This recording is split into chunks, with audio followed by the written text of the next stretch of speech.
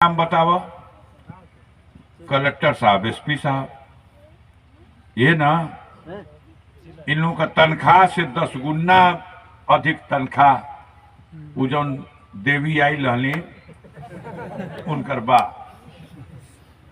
काहे खातिन बा? कला है। अगर है टेबुल पे एक खचिया एक थरिया लिया के हलवा रख दो, हलुआवा के गोबर सिद्ध कर दिया सो। आ एक खचिया गोबर यहाँ ले आके रख दो, ओके गाजर का हलवा सिद्ध कर दिया सो। यही का पैसा मिला। इतनी कला है इनके पास। हेलीकॉप्टर से जाते थे और जनता के बीच में अपने संदेश लेके आते थे। लेकिन अब तो देश का नक्शा बदल गया।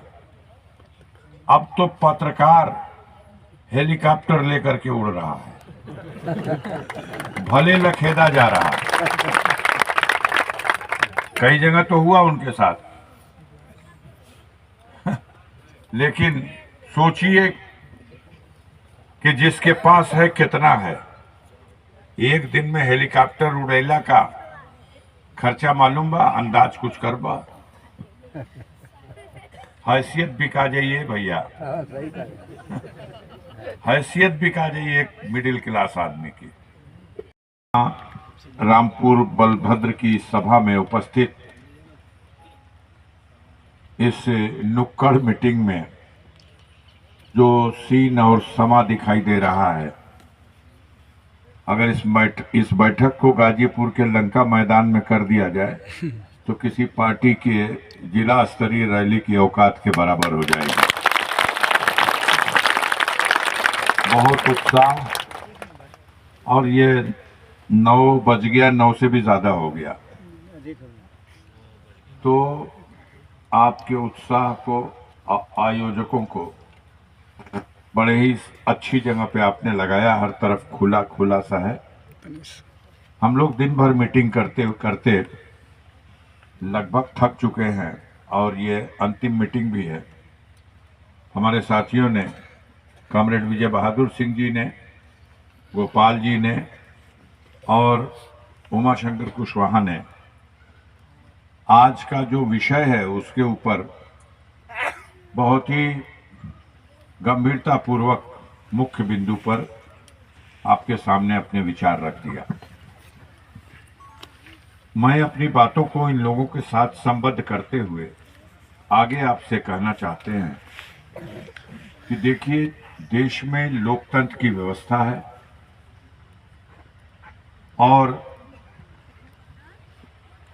हर 5 साल के बाद जनता को यह अवसर मिलता है कि वो अपने बीच से अपना रहनुमा, अपना नेता चुने, अपना प्रतिनिधि चुने। 1952 से इस देश में लोकसभा का चुनाव हो रहा और 17 बार चुनाव हो चुका लोकसभा का। 543 लोकसभा क्षेत्र हैं। संपूर्ण भारत से, कोने कोने से भारत की जनता, लगभग 92 करोड़ जनता, विश्व का सबसे बड़ा लोकतांत्रिक देश है भारत। 92 करोड़ जनता अपने मतों का इस लोकतंत्र के पर्व में अपना इस्तेमाल करेगी, अपने अधिकार का इस्तेमाल करेगी। 3 राउंड का चुनाव हो गया। 285 सीटों पर वहां के मतदाताओं ने वोट डाल दिया और ईवीएम मशीन रख दी गई है सुरक्षित। गणना होगी 4 जून को। अब जो बची हुई सीटें हैं उनमें गाजीपुर भी है। अंतिम चरण में चुनाव होना है। 1 जून को गाजीपुर में वोट पड़ेगा और पूर्वांचल का ये बेल्ट जो गोरखपुर से और बलिया और गाजीपुर, ये बनारस तक, इस बीच के उत्तर प्रदेश की इन सीटों पर 1 जून को वोट पड़ना है। अब इस चुनाव का मुद्दा क्या? अब तो इस बार पहली बार देखने को मिला इस देश में पहले तो प्रधानमंत्री, मुख्यमंत्री या बड़ी बड़ी पार्टियों के राष्ट्रीय अध्यक्ष हेलीकॉप्टर से जाते थे और जनता के बीच में अपने संदेश लेके आते थे। लेकिन अब तो देश का नक्शा बदल गया। अब तो पत्रकार हेलीकॉप्टर लेकर के उड़ रहा है, भले लखेदा जा रहा है। कई जगह तो हुआ उनके साथ। लेकिन सोचिए कि जिसके पास है कितना है। एक दिन में हेलीकॉप्टर उड़ैला का खर्चा मालूम बा, अंदाज कुछ कर बा। हैसियत बिका जाइए भैया, हैसियत बिका जाइए एक मिडिल क्लास आदमी की। और पत्रकार वो भी एंकर लेके उड़ रही है, मालिक ना। अब पैसवा कहाँ बाबा का 11 खरब रुपया इस देश का जनता का जो खजाना में पैसा धइल बा, उनमें से ही सरकार इन मीडिया का भाई लोगन के इ प्रचार करे खातिर ई सरकार 11 खरब रुपया बटले बिया। जब इतना रुपया दिया था, कल्पनो ना कर सकेला। सबसे बड़ा अधिकारी का नाम बतावा, कलेक्टर साहब, एसपी साहब। ये ना इन लोगों का तनख्वाह से 10 गुना अधिक तनख्वाह वो जौन देवी आई रहली उनकर बा। काहे खातिर बा? कला है। अगर है टेबल पे एक खचिया, एक थरिया लिया के हलवा रख दो, हलवावा के गोबर सिद्ध कर दिया सो। आ एक खचिया गोबर यहाँ ले आके रख दो, ओके गाजर का हलवा सिद्ध कर दिया सो। यही का पैसा मिला। इतनी कला है इनके पास। इस चुनाव में सरकार हार मान चुकी है, मोदी सरकार हार मान चुकी है, मोदी हार मान चुके हैं। और यकीन मानिए 170 से 180 के बीच में भारतीय जनता पार्टी इस चुनाव में सिमट जाएगी। यह समाचार सुनने को मिल नहीं सकता आपको, न टीवी में देखे कि मिली। वहां तो 400 पार का नारा बा। लेकिन वास्तविकता इससे बिल्कुल भिन्न है। अंदाज सबको लग चुका है, खुद मोदी को लग चुका है। ब्लड प्रेशर एकदम डाउन हो गई बा। हल्ला कड़ेर बा, बहुत हालात हुआ, चुनावा लड़त हुआ सो है हेलीकॉप्टर वाले के पत्रकारवा पास हो गई बना। पहला राउंड का जब वोट पड़ल तो ओकरा बाद गैलों मीटिंग करे जब राजस्थान में, तो उनकर भाषा सुनल जा। एको बेर ना कहलो कि देश का महंगाई का हाल बा। एको बेर ना बोलना कि बेरोजगार नौजवानन के रोजगार कैसे मिली। एको बेर एकर चिंता ना कैलो कि देश में भ्रष्टाचार, चोरी, बेईमानी, घूसखोरी, कमीशन खोरी कब खत्म हुई। एको बार एकर चर्चा ना कैलो कि देखा जा कहले रहनी है कि बुलेट ट्रेन चला दे, लेकिन 10 बरिस में बाझल रहनी है, ना चला पहले। एको बार ये ना कहला क्या हवाई चप्पल पहन के घूमे वालन के हम कहले रहनी है कि हवाई जहाज में उड़ाए, लेकिन भुला गई आ जहाजिए बेच दिले बाणी भैया, हमके माफ कर। एको बारी ना कहला कि जब जहाजिया बेच देनी तो हवाई अड्डा रह के का करी।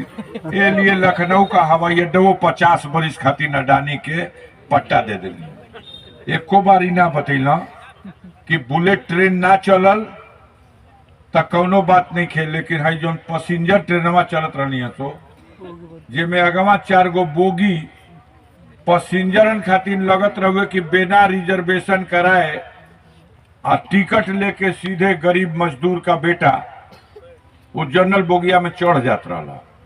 एको बेरी ना बतैल कि हम चारों बोगिया खत्म करा दिले बानी। अब गरीब का बेटा टिकट कीन के खाली ना बैठ सकेला। इहो एको बेर निखा बतावत कि ये भैया किसान भाई लोग आमदनी तो दुन्ना करे के कहले रही हाँ, लेकिन का करी कुछ उल्टा हो गई बा। 50 किलो का बोरियावा में से 10 किलो यूरियावा जो बा निकलवा दिली हाँ कि तुहन लोग के सुविधा हो जाये ओके ढो के खेत में ले जाए खातिर 50 किलो ढोवला में फजियत होत रहा। एको बेरी नहीं कहत जो देश के सामने मुद्दा बा कि हमन का छुआछूत और गैर बराबरी को समाप्त करने के लिए कुछ कर रहे हैं। हद हो गई ले भैया। तोहार हमार कौन गिनती। प्रदेश का मुख्यमंत्री रह चुका है और इस देश के एक बड़ी पार्टी का राष्ट्रीय अध्यक्ष है माननीय अखिलेश यादव जी। पहलवा जब मुख्यमंत्री पद से हटे थे और धर्मावतार मुख्यमंत्री का शपथ ले ले रहुआ तो वो बंगलवा में जे में गई रहूँ अखिलेश जी खाली क के वो बंगलवा के गंगा जल से धोलवेले रहूँ लोग की अशुद्ध हो गई बा। वो बात के धीरे धीरे जनता भुलात रहला, लेकिन मोदी जी एको बार अपन भाषण में ही निखा कहत कि माननीय अखिलेश यादव कन्नौज में चल गए शिव जी का पूजा करे। हम मंदिरिये धोवाई ला भैया पूरा सनलाइट साबुन लगा के। अब इससे बड़ा ऊंच नीच और भेदभाव और क्या हो सकता है। अब एक जवाब तो जनते दे सकेला कि ये कुर्सिया पर से इन लोग के हटा दे ताकि इहो कुर्सिया सनलाइट से और सर्फ से दोनों मिला के बढ़िया से धोआव देश का तो इहो लोग अशुद्ध कर देंगे। माननीय अखिलेश यादव अगर मंदिर नहीं गए तो ये हेलीकॉप्टरवा में उड़े वाला पत्रकारवा 1 महीना डाक चले यहाँ सो कि लोग भगवान के नाम माने लो और हम मंदिर चल गए तब तक भगवाने अशुद्ध हो गए लोग धोवे चली आल। अब आप बताइए ऐसी दोहरी व्यवस्था में कैसे देश चल रहा। हालत खराब है। भाषा सुनला, भाषा इनकर निकलल कि देखा जा भैया जेकर 2 गो घर बा, एगो गांव में एगो कस्बा शहर में, तो अगर इंडिया गठबंधन का सरकार बनी तो एगो घरवा ले ली सो। अब ले ना ली सो ये देश में मियन के बंटवा दी सो।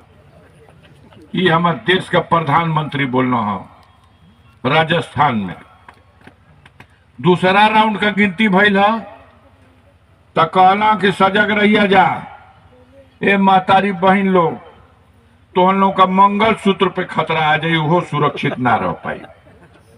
भाषण सुनला आ जाओ, चर्चा भइल है ना। जनता ने अवसर दे दिया 10 साल।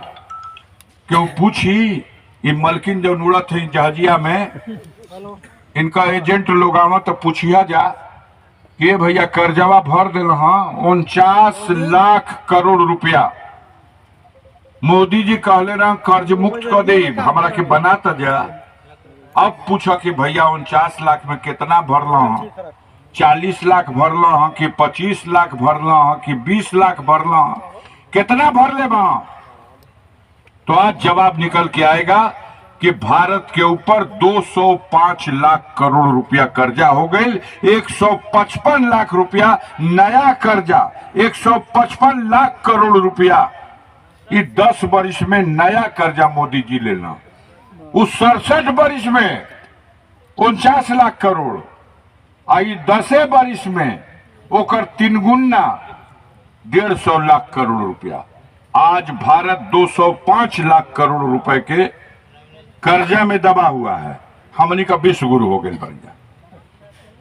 जनता को क्यों बेवकूफ बनाते हो।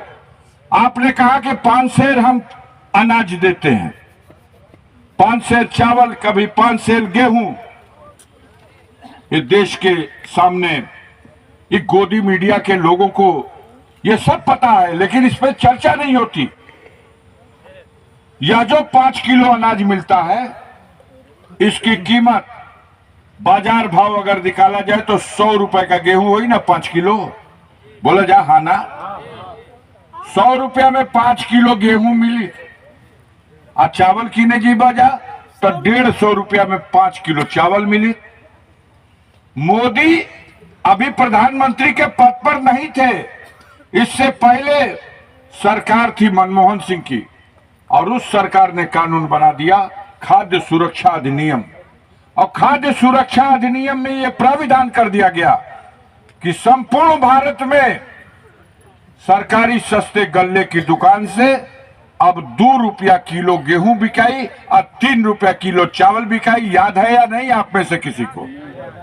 2 रुपया किलो गेहूं और 3 रुपया किलो चावल, ये तो मोदी के आने से पहले कानून बन चुका है। मोदी ने क्या किया, वो जो 100 रुपए के अनाज में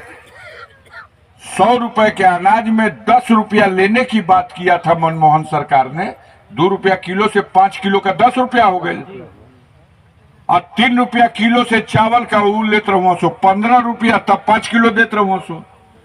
मोदी ने छूट कर दिया, वो 10 रुपया जो महीने में एक बार वसूल करके गेहूं दिया जाता था, वो 10 रुपया उनकी सरकार ने बढ़ा दिए, छूट कर दिया। अब 15 रुपया चावल दिया तो उसमें छूट कर दिया। तो जो 150 का अगर चावल मिला है तो उस 150 में 135 रुपया मनमोहन सरकार का जो कानून आया था खाद्य सुरक्षा अधिनियम, उस खाद्य सुरक्षा अधिनियम के माध्यम से ये आपको 135 रुपए का लाभ अब ये मोदी जी के माध्यम से जो ही देते हैं वो 15 रुपया छोड़ देना, हाँ, तो 15 रुपया का इनकी कृपा हुआ।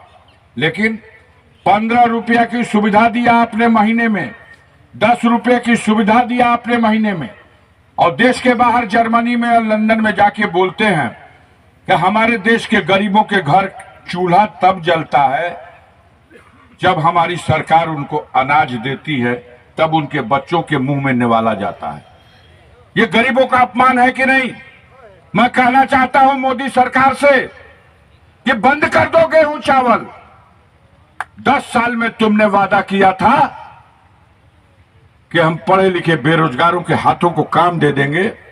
अगर 10 साल में तुम पढ़े लिखे बेरोजगार नौजवानों के हाथों को काम दे देते तो तुम्हारी सरकार के खैरात का ये गेहूं और ये चावल ये गरीब नहीं लेता, उसके बाल बच्चे अपनी कमाई से अपने घर की रोटी का इंतजाम कर लेते। तुम जाके विदेश में गरीबी का अपमान नहीं उड़ाते।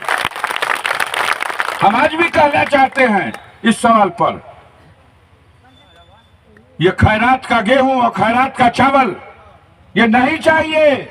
भारत के गरीब गरीब हैं, मजदूर हैं, लेकिन उनका स्वाभिमान है, वो मजबूर नहीं है, उनको काम नहीं है, रोजगार नहीं है। तुम रोजगार दो, गरीब का बेटा उस रोजगार से अपनी रोटी का भी इंतजाम कर लेगा, अपने कपड़े और मकान का भी इंतजाम कर लेगा। तुम्हारे सामने हाथ नहीं फैलाना। ये मजबूरी तुमने पैदा की। कहा 2 करोड़ लोगों को रोजगार देंगे, धोखा दिया। जिनके पास रोजगार था वो रोजगार खत्म कर दिया। झूठी वैकेंसी निकाला आपने, और वैकेंसी में जब नौजवानों ने भरा, 60 लाख नौजवानों ने 400 रुपया फार्म का दाम 100 रुपया भरवाई। पुलिस का भर्ती में लागल कि ना लागल? बोला जाए 500 रुपया, और 60 लाख को 500 से गुणा कर लो, अरबों में चला गया। सरकार के पेट में तो अरबों रुपया चला गया। गरीब का बेटा इम्तिहान देने गया और तुमने कह दिया कि परीक्षा कैंसिल। क्यों कैंसिल? क्या परीक्षा देने वालों से कोई चूक हुई? नहीं। चुप रहो। परीक्षा देने वाले का कोई कसूर नहीं, परीक्षा कराने वाले का कसूर है। पर्चा लीक हो गया।